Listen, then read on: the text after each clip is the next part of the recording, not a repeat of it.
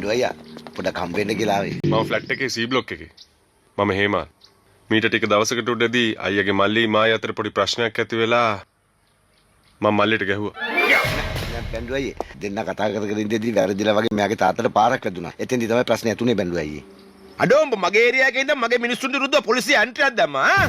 මගේ බයික් එක හොරගම් කරපේකවල මම පොලිසියට බාර දුන්නේ. ඒ අයියේ ගෝලෙක් කියලා මන් දැනන් හිටියේ නේ.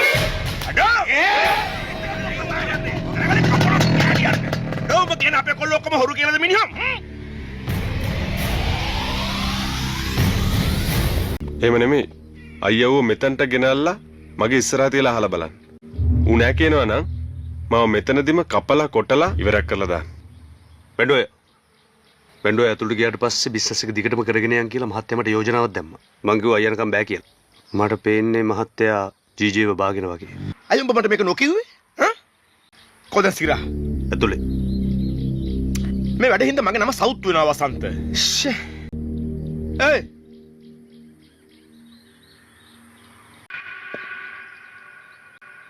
පැය 48ක් ඇතුළත තමුසට බයික් එක ලැබෙනවා.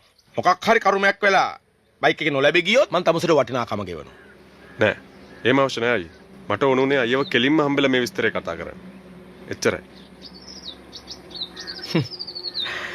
අපේ එක බයික් එක ඉස්සුවා වගේම තම ඌට ගහපු එකත් වැරදි. අය වචනකින්වත් ප්‍රශ්න තියාගන්න එපා. හොඳේ? මං අපේ ගා ගැන බලා ගන්න. හම්බලා අය කොහෙද හරි හම්බලා ගහ ගන්නව හැම නෙමෙයි. මුදේ නායමත් පැටලුනොත් දෙන්නටම ගහපන්. යන්න පුළුවන්. කොහොමද ඔය කතාව? පට්ට පොරක්.